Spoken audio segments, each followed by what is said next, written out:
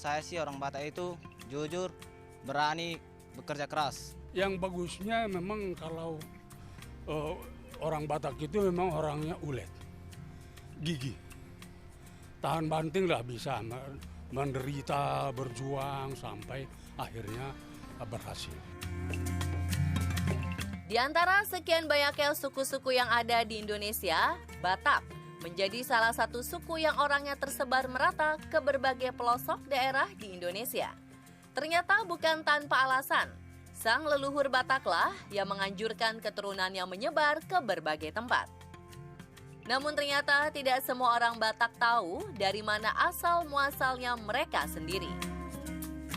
Kalau misalnya dari garis keluarga sih ayah saya itu turunan Batak, itu Pasar Ibu marganya, itu dari Batak Toba, daerah Sibolga. Tapi sejujurnya saya belum pernah diceritain sama orang tua saya gitu tentang asal-usul suku Batak itu kayak gimana sih gitu. Kalau secara umum suku Batak sejarahnya saya masih kurang paham, masih kurang tahu latar belakang dari suku Batak. Soal cerita dari asal-usul mereka saya kurang tahu. Asal-usul dari warga Batak itu adalah dari Pusuk Buhit. Di Pusuk Buhit, di daratan di sebelah Pulau Samosir itu sendiri arah ke Simalungun.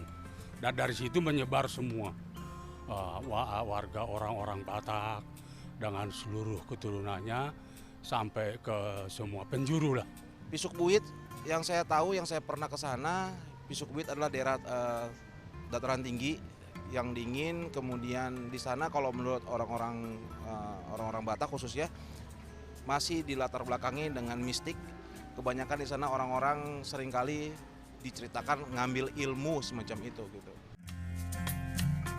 Pulau Samosirlah yang diyakini sebagai daerah asal muasal orang Batak. Di kawasan yang dikelilingi Danau Toba ini terdapat banyak tempat yang dianggap sebagai titik mula si Raja Batak dan keturunannya. Salah satu yang paling dianggap sakral dan keramat adalah Gunung Pusuk Buhit dan kawasan sekitarnya. Pusuk Buhit merupakan puncak tertinggi di wilayah Samosir Danau Toba yang juga dipercaya menjadi tempat mula jadi Nabolon atau Tuhan Yang Maha Esa menampakkan diri.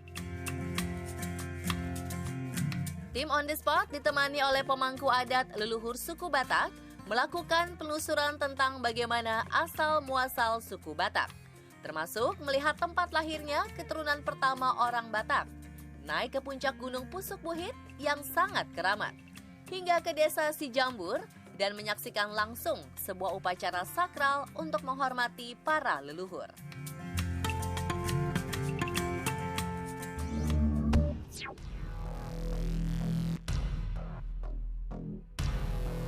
Sebelum naik ke puncak, tempat pertama yang kami kunjungi di kawasan Pusuk Buhit adalah Batu Hobon. Disinilah terdapat sebuah batu yang dianggap sakral, tempat awal mula keturunan Batak terlahir. Tak boleh sembarangan, tim On The Spot harus memenuhi aturan untuk memakai sarung dan mengikuti sang pemangku adat melakukan ritual sebelum naik ke puncak Pusuk Buhit. Mengapa batu ini begitu istimewa? Kita melihat ada orang Batak tuh tersebar di mana-mana. Di Pulau Jawa, Pulau Sumatera sendiri, di seluruh Indonesia bahkan hingga di luar negeri. Namun, konon katanya disinilah titik nol peradaban suku Batak bermula. Belum adanya berbagai marga Batak yang kita kenal sekarang, di Batu Hobon inilah si mula jadi Nabolon atau dewa tertinggi suku Batak dulunya menurunkan Deak Parujar yang melahirkan Raja Batak pertama kali. Yang melahirkan generasi Raja Batak, yaitu Opung Boru Deak Parujar, diturunkan pertama kalinya oleh Mula Jadi Nabolon di atas Batu Hobon. Dan kemudian diwariskan kembali ke keturunannya dari Raja Batak hingga ke Opung Guru Tatia Bulan. Anak Raja Batak sendiri ada dua. Yang pertama, Opung Guru Tatea Bulan, dan yang kedua, Opung Raja Isumbaon. Dari Opung Guru Tatea Bulan melahirkan 5 putra dan 5 putri. Nah, Batu Hobon ini lalu diwariskan oleh Opung Raja Batak kepada Opung Guru Tatea Bulan, sebagai tempat penyimpanan benda pusaka dan harta leluhur orang Batak terdahulu. Ada banyak orang yang berusaha ingin membuka tutup peti di batu ini. Namun konon, batu sakral ini tidak dapat dibongkar oleh manusia. Dan orang-orang yang mencoba membongkar paksa dan membuka batu ini akan terkena musibah. Dan akhir-akhir ini juga terjadi, boleh dilihat di tepian Batu Hobon itu ada semacam upaya untuk pencongkelan dia. Oh, begitu. Jadi berarti betul ya, ada yang penasaran. Ada yang penasaran dengan isi asli dari Batu Hobon.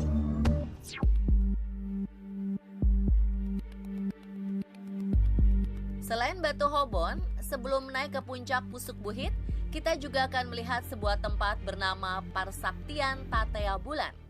Disinilah terdapat patung-patung yang memperlihatkan silsilah keturunan Raja Batak, terutama keturunan anak pertamanya, yakni Opung Guru Tatea Bulan. Salah satu yang menarik perhatian adalah patung anak pertama dari Tatea Bulan bernama Opung Namartua Raja Biak-Biak yang bisa berubah wujud ke dalam 7 bentuk, memiliki 7 kesaktian dan 7 kali berubah jadi manusia.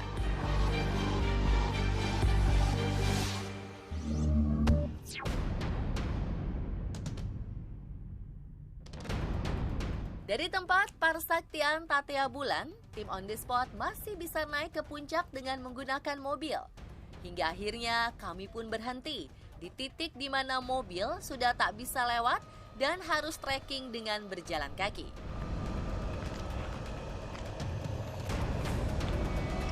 Disinilah perjuangan fisik yang sesungguhnya dimulai. Ternyata teriknya matahari di hari itu cukup menguras energi kami.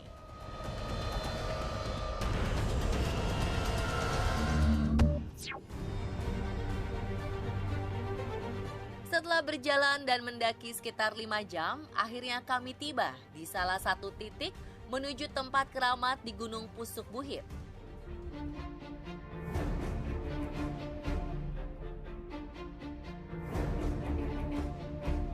Tim On The Spot terus berjalan menuju ke area sakral berupa telaga yang disebut Tala-Tala. Untuk masuk ke areanya pun ada aturan yang harus dipatuhi.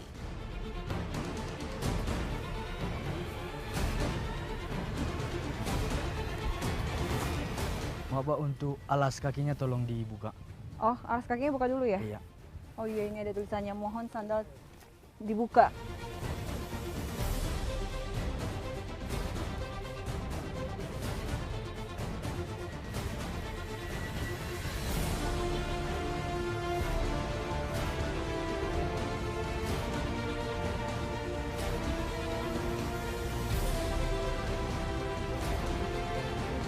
Ada air berupa kolam atau telaga yang dianggap suci atau keramat.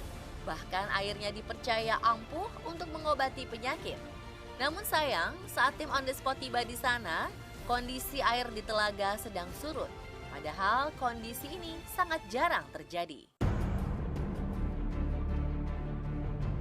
Oh, jadi ini ya, Bang, air talaga itu ya, tala-tala. Iya, tapi mungkin dikarenakan musim kemarau, debit airnya berkurang. Namun, kalau setahu saya, dia tidak pernah sampai surut atau bahkan sampai habis. Meski demikian, kawasan telaga yang disebut Tala-Tala ini memiliki sejarah penting sekaligus membuat bulu kuduk merinding. Ini adalah tempat pertama kalinya Opung Guru Tatea Bulan bertemu dengan bidadari pujaannya hingga melahirkan 5 putra dan 5 putri yang kemudian berkembang menjadi keturunan yang nama-namanya kini menjadi nama marga di suku Batak. Lalu mengapa tempat ini begitu disakralkan? Karena ini tempat pertama pertemuan Opung Doli dengan Opung Boru. Dan kemudian di belakangan hari, setelah berkembang keturunan Batak, sering terjadi kalau orang datang berdoa ke sini atau meletakkan sesaji, tiba-tiba kabut atau tiba-tiba angin kencang, itu yang membuat tempat ini menjadi disakralkan. Bahkan ada juga yang sampai kalau dalam istilah Batak dikatakan sandar. Itu apa sandar? seperti kemasukan. Oh begitu. Ya, seperti kemasukan di tempat ini, lalu dia memberi petua-petua semacam nasihat kepada orang-orang peziarah yang datang ke tempat ini. Ada satu pesan khusus dari para leluhur bagi orang Batak yang kerap disampaikan jika ada orang yang berkunjung ke Pusuk Buhit. Sang pemangku adat mengatakan jika para leluhur melalui tayangan On The Spot ingin menyampaikan kembali pesan tersebut kepada para keturunan Batak dimanapun berada. Jadi tadi abang cerita ada pesan ya? Ya. Dari Opung Tatea Bulan. Ya, kalau dari pengunjung atau peziarah yang sering datang ke tempat ini, kalau dia kemasukan, dia selalu berpesan kepada keturunannya, yang mana yang pertama itu yang paling utama yang selalu dipesankan oleh beliau kepada keturunannya adalah Patun Hanguluan, Tuis Hamagoan, dan kalau boleh saya katakan lagi yang kedua itu Ingot Bonani Pasogi, atau bisa disederhanakan kali ya, untuk berpesan kepada seluruh keturunannya dimanapun berada di desa Naualu di 8 penjuru mata angin agar selalu mengingat tempat asal muasal dan berasalnya dari suku Batak tadi, Yaitu di sini, di Pusuk Buhit ini. dan Cianjur Mula-Mula.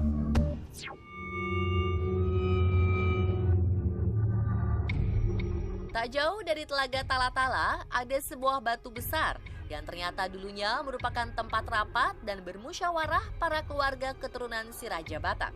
Itulah sebabnya batu ini disebut dengan batu Parapotan.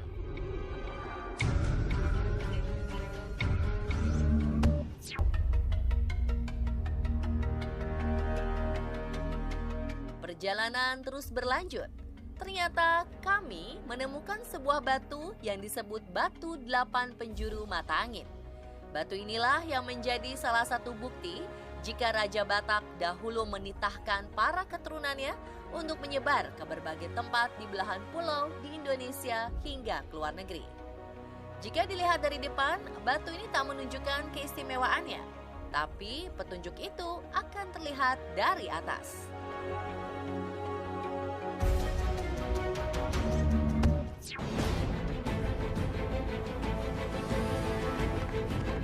Dari batu 8 penjuru mata angin, kami masih harus melanjutkan perjalanan ke puncak Pusuk Buhit. Semakin dekat menuju puncak, tantangannya pun semakin berat. Kondisi cuaca pun mulai berubah drastis. Dari panas, kami tiba-tiba merasakan angin yang sangat kencang dan suhu udara yang sangat dingin. Kondisi cuaca yang semakin ekstrim membuat tim On The Spot memutuskan untuk berhenti. Akankah tim On The Spot sampai di puncak Pusuk Buhit dan menemukan gua yang paling keramat? Jangan kemana-mana, tetap di On The Spot.